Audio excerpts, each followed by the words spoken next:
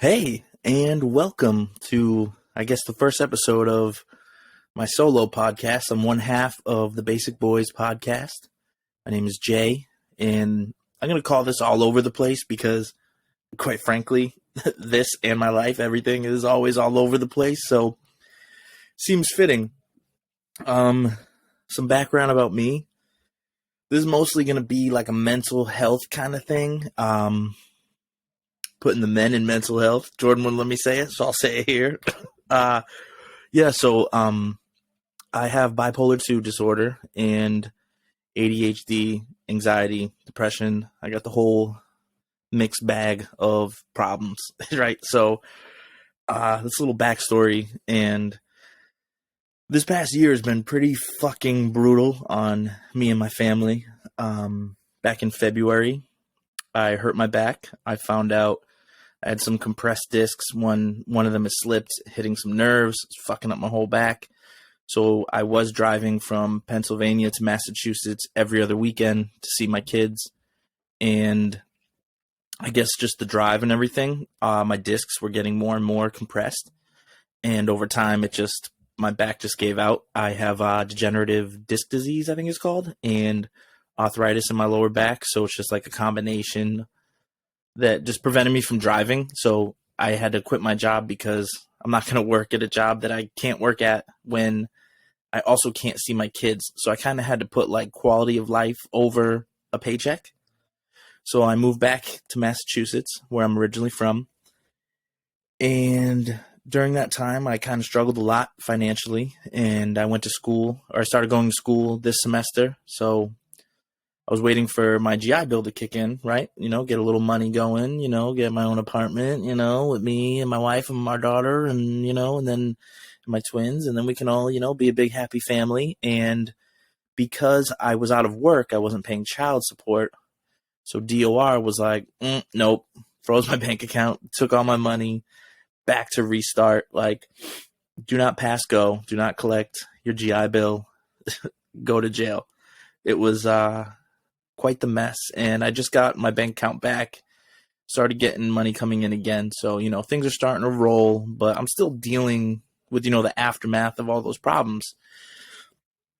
And one thing that really got to me was I feel bad because I always preach about like mental health and checking in on your friends, and in the same note I posted about this today, that you need to, like in a plane, when a plane goes down, oxygen mask drops down. You need to fix your oxygen mask before you help the person next to you, no matter who it is, kid, dad, mom, whatever. If your mask ain't on, how are you going to help them get their mask?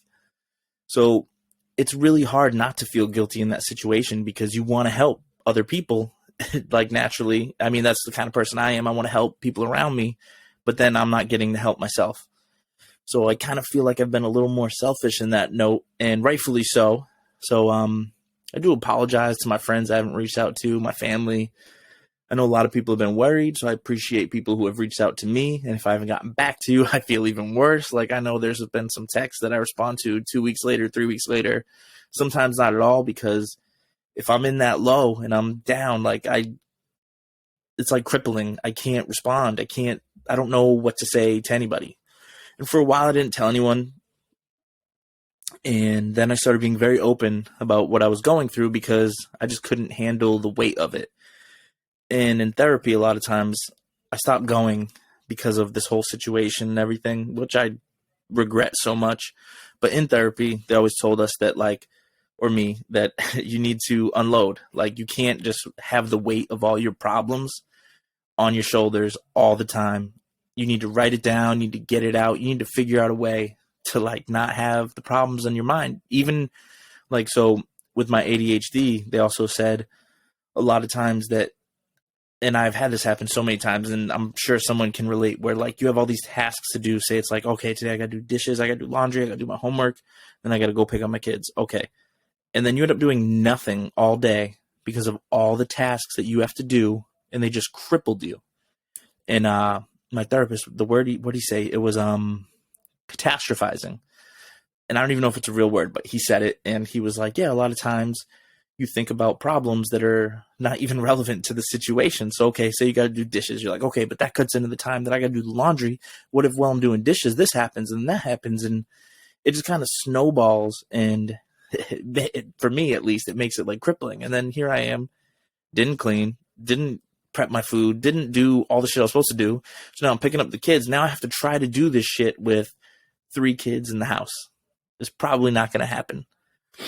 And so a lot of times you just need to unload. So even if you write it down, whatever, or talk to people about it. And I get a lot of flack sometimes from my family because I post on social media a lot about my problems, and not in like a, oh, woe is me, but kind of like a, someone else is probably going through this and someone else maybe can relate to me, or maybe I can find some common ground with somebody and we can be like, hey, shit, me too. What are you doing in this situation? Okay, well, here's what I'm doing.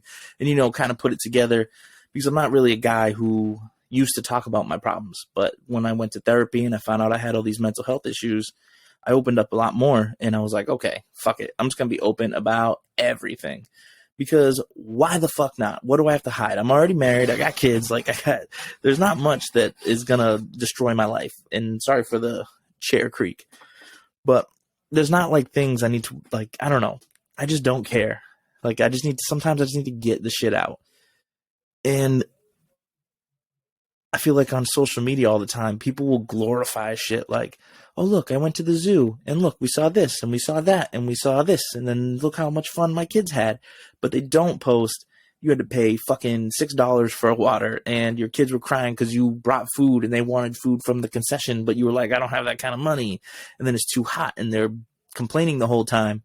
And the kids didn't want to leave. And then when you go to get home, they all fell asleep in the car. And then it was like a horrible end of the day. Like, there's a lot of stuff that went wrong, but you only post like, look, we saw the monkeys. Look, they got to pet a goat. Oh, look, they fed a zebra. But you don't show all the negative stuff that happened. So I feel like I want to bring some truth to, like, hey, here's what I'm going through, because life is not all feeding zebras. You know, it's a lot harder than a lot of people want to portray on Facebook of like, oh, look how great my life is. Or it might be great, but, you know, a lot of times we'll get caught up in it and you'll let it destroy you of like, oh, everyone's doing so great and I'm doing so shitty. So I was like, oh, well, here's my shit, so you feel less shitty about your shit. And then you share yours with me. And then all of a sudden we're like, oh, look, it's everybody. Like, I just feel like enough of that isn't shown. And, you know, people just need to share what they're actually going through. And I have a lot of points here of what I want to talk about. And I'm going to give you a heads up. It's super random. A lot of this stuff is very random. Like one thing, let's see, listening to warnings I have written down. And that one's funny to me because it's like, we've all been in these relationships and our friends will be like, hey, don't be careful with that girl because, you know, I've heard some things. And you're like, no, it's not like that. It's not like that. And guys too, like girls too, where it's like, oh no, he's not like that. He's not like that. But everything is, you got to take it with a grain of salt, because more than likely they're like that, and you'll find out later, and you're like, damn it, I should have listened, and you never listened, and then here you are looking like an idiot, and everybody's like, I told you so. I know that's so random. Like, I got a lot of random shit on here. Another thing I wrote was that I could never be a Viking. I was watching the show Vikings before I set this whole thing up, and I was like, damn, I could never do this in my entire life. I was in the Army. I'm not trying to like boast about being in the Army. I was a generator mechanic, all right? And I never deployed. I'm not pretending to be anyone I'm not. But when we would go to the field, I was in a lot of training units. We'd go to the field, which means like you go to the middle of the desert and you pretend. That's basically what you're doing. So we drive out there. I know in El Paso, I could see my house from where we were staying. And we'd put up these tents and we'd have to like pull security around the berms. We had these big like 10-foot berms of dirt that you just got to lay on. And you're like, for fucking hours in the middle of the night for no reason. You're just pretending that you're being attacked. But even in those situations, I'm like, fuck, I don't want to put this tent up.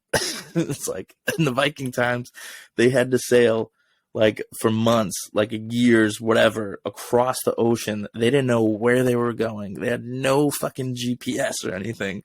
They'd get there, slaughter some people, set up a camp, slaughter some more people, take all their shit, load their boat, go back and do the same thing every single year. Fuck that. I could never in my life. No, I just can't even imagine it. And the crazy thing is, I found out that my daughter and my wife, that they are, if anyone's seen the show Vikings, they're descendants of Rollo. I know he's kind of a piece of shit on the show, but it's pretty badass that like she's descendants of like the people from this show. That's fucking crazy.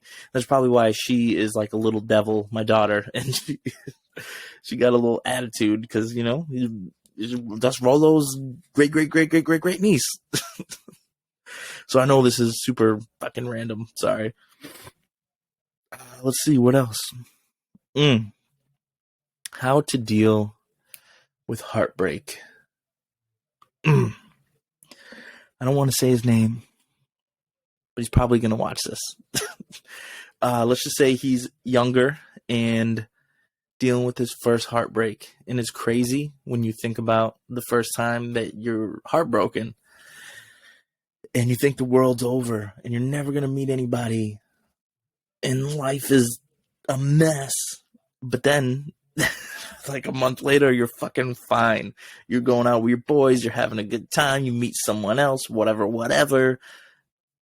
And then it happens again. And then the same thing. You think your life is over. And then you meet somebody else. And then again and again. That's just how it fucking goes for everybody. And it feels like everybody for like every age, you still are like, oh, I can't believe it. She was the one. She was one of the ones. She was one of the ones. If it's meant to be, it'll happen.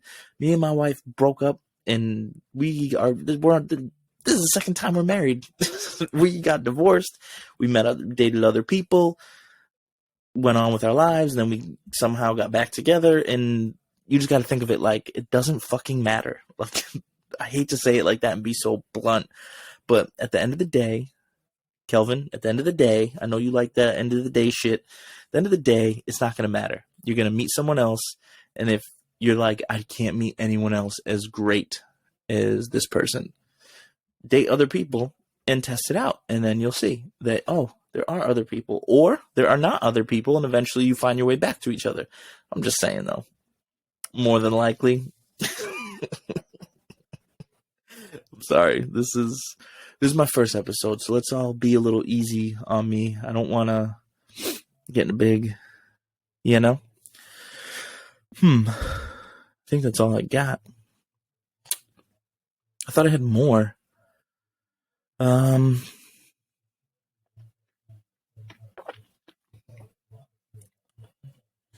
might have to get on some Call of Duty because I don't really got shit to say. I don't know. So, yeah, this is my first episode. I'm just trying to go through some of my points. So basically, every week, I'm going to have some bullet points, and I'm just going to give my quick take on them. Maybe the next episode will be a lot better. This one, not so great, I know. I just want to get some stuff off my chest and share my story. And from here, I'll keep on rolling. And I hope you enjoyed. So, like, comment, subscribe, all the shit that people say. And, peace.